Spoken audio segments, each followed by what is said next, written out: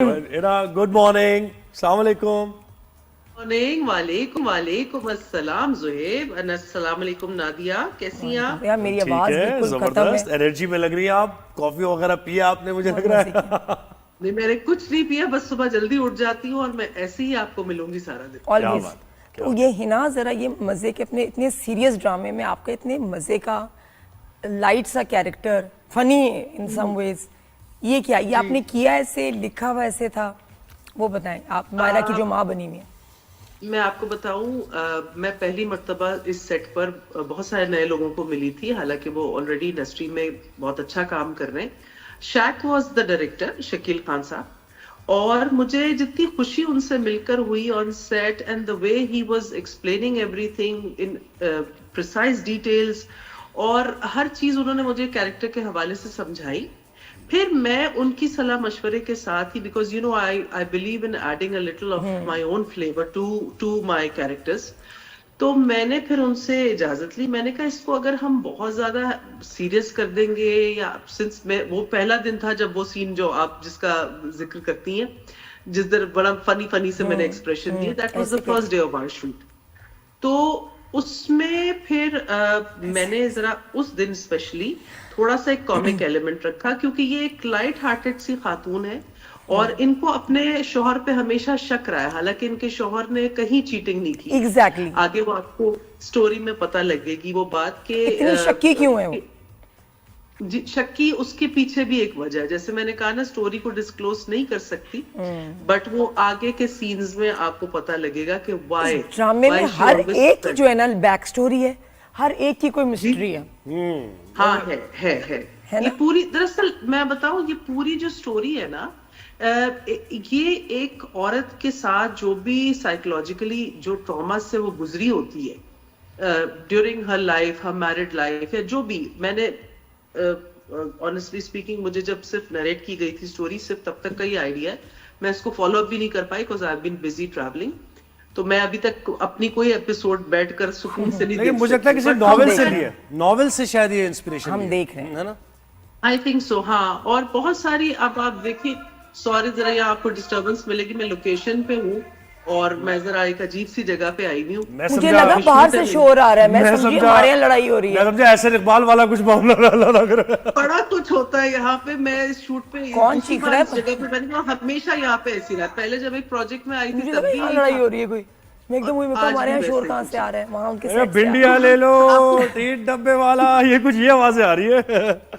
मैं, हाँ वही ना, मैं, मुझे बड़ी अजीब सी बातें यहाँ सुनने को मिलती है। लेकिन आपको पता है यहाँ पे Karachi is a cosmopolitan city, है। बिल्कुल। और यहाँ पे आर्म डिफेंस में भी आपको ऐसी नहीं, आवाजें बाहर आती को हैं, तीन डब्बे वाला आ गया अपना, उसका बिजनेस का टाइम शुरू हो गया उसका। मुझे वही ना, आप हाँ, आप तो अभी अपनी हालांकि हमारे आप अपनी लाइफ में मुझे बताएं, शक की बात हो रही थी, शक की है आप लाइफ में? जिस शक के बारे में, नहीं नहीं नहीं, बिल्कुल भी नहीं। मेरे ख्याल में मेरा जितना ट्रस्टिंग नेचर है, जिनको नहीं ट्रस्ट करना चाहिए मैं उनको भी ट्रस्ट कर लेती वैसे लेकिन शक मियाँ पे या दामाद पे कब करना चाहिए, है ना? हूँ। देखिए, बड़ी ऑब्वियस सी बात है, आज के दौर में एक बच्चे के हाथ में भी क्योंकि सेलफोन है, उसको इतनी चीजों की नॉलेज है। आप किसी के भी बिहेवियर में जब बहुत एक्सट्रीम चेंजेस देखते हैं, ठीक है ना, जो चीजें, चाहे वो मर्द हो, चाहे वो औरत हो, चाहे वो कोई भी हो आपकी लाइफ में ना, when you see something about them which has changed drastically all of a sudden, तो आपको थोड़ा सा होता है कि अब आप देखें ना, जैसे टीनेज लड़के होते हैं, एकदम से जब उनको फ्रेंड सर्कल में वो जाते हैं तो वो नई चीजें एक्सप्लोर कर रहे होते हैं, तो घर वालों से ना बड़ा वो छुपा भी रहे होंगे, वो रात को माए कमरों में देखेंगी तो आइसोलेट हो बेड कर लेते हैं। वही ना, वो Privacy. एकदम से ऐसा लगता है, वो तकिए वगैरह सेट करके, तो वहां पे शक फिर करना बनता है कि भाई ऐसा क्या है, ऐसी कौन सी बात है जिसकी वजह से मेरा बेटा या मेरा भाई जो है वो रातों को छुप छुप के जा रहा है कहीं पे। तो it applies over everyone. Extra caring अगर हो जाए, और फिर अगर एक्स्ट्रा केयरिंग हो जाए, और एक तब आपकी भी गट फीलिंग, सिक्स सेंस भी होता है, जो कि इस माँ का ठीक है। बात है कि दामाद इस वक्त होता कहीं और है। बात तो सही थी। नहीं, क्योंकि उसमें वो ये समझ रही है ना कि इन दोनों के इश्यूज भी हैं, और बेटी की भी वो फॉल्ट्स देख रही है कि उसको भी खाना वगैरह पकाना उस तरह से अच्छा नहीं आता, and she doesn't want, because she understands कि अगर कोई और ज्यादा अच्छा खाना बना रहा होगा और मेरी बेटी बीइंग हिज वाइफ उसको अपनी रिस्पॉन्सिबिलिटी से इतना नहीं समझ में आ रही, तो माँ का कंसर्न बिल्कुल ठीक है अपनी जगह। अच्छा, मुझे एक बात बताए कि क्या रिश्ते को खत्म कर देना चाहिए अगर कभी शक हो और उस शक में कुछ मतलब बात भी हो, ऐसा नहीं है कि वो बेसलेस हो, तो क्या रिश्ते को कंटिन्यू करने के लिए आपको माफ कर देना चाहिए या फिर खत्म कर दे कि भाई ये थ्रेशोल्ड है बस? दोनों यहाँ से को, आगे। इसमें हम दोनों को कहेंगे, लड़के को भी, अगर लड़की का केस है, लड़की का केस है हाँ। तो उसको क्या करना चाहिए अगर लड़का ऐसे करता है? देखिए, शक भी होता है, सारी चीजें होती हैं, मगर सिर्फ शक को बुनियाद नहीं बनाना चाहिए किसी भी चीज को तोड़ने के लिए, मेरी नजर में। नहीं चले है कोई चीज, मैं कह रहा हूं है भी नहीं, अगर साबित भी हो गया, अगर साबित भी हो गया, पता भी साबित चल हो गया, जाए, वो शख्स माफी मांगे, क्या शर्मिंदा हो, फिर क्या करना चाहिए? पार्टनर। देखिए, उसमें ये करना चाहिए कि आपको again you have to set your boundaries, कि वो चीज रिपीट पैटर्न ना बने कि हाँ जी माफी मांग ली, हाथ पे, ये तो वो बात हुई कि किसी को आप सर फाड़ दे, उसके बाद सॉरी उसको बोल दे और फिर क्या जी आइंदा नहीं करूंगा, लेकिन फिर ये चीज आप कर रहे हैं, तो एक दफा माफी मिलनी दैट चाहिए। Is wrong.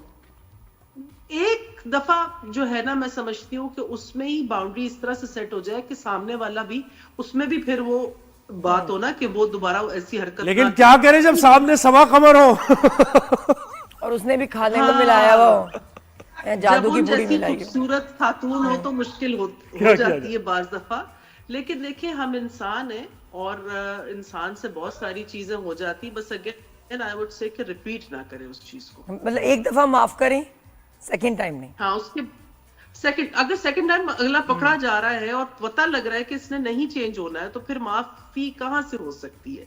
ऐसी चीजों पे स्पेशली देखें जो आपके, अगर मैं शादीशुदा रिश्ते की बात करूं, अगर आपके शादी के डायनामिक्स को वो चीज चेंज कर रही है किसी थर्ड पर्सन की वजह से, वो कोई भी हो सकता है, वो कोई दोस्त भी हो सकता है, नॉट नेसेसरली अ वुमन और अ मैन, वो कोई आपका ऐसा दोस्त भी हो सकता है जो मुसलसल आपकी लाइफ को डिस्टर्ब करने आ रहा होता है। अगर आप में सेंस नहीं है उससे डील करने की और उसको ये शट कॉल देने की कि भाई this is my relationship, this is my wife और माय हस्बैंड, और आपका इतना नहीं बनता है कि आप हमारे मैटर्स में हर वक्त जो है ना you poke your nose and keep on disturbing our relationship, चाहे वो आपके टॉक्सिक फैमिली मेंबर्स हो, चाहे वो आपके टॉक्सिक फ्रेंड्स हो, यू शुड तो डिस्टेंस हिना, इसका योरसेल्फ मतलब ये है कि मैरिज ऑफ कन्वीनियंस नहीं है कि इस नाम की नहीं। कोई चीज एग्जिस्ट नहीं करती। म्यूचुअल रिस्पेक्ट नहीं। And loyalty.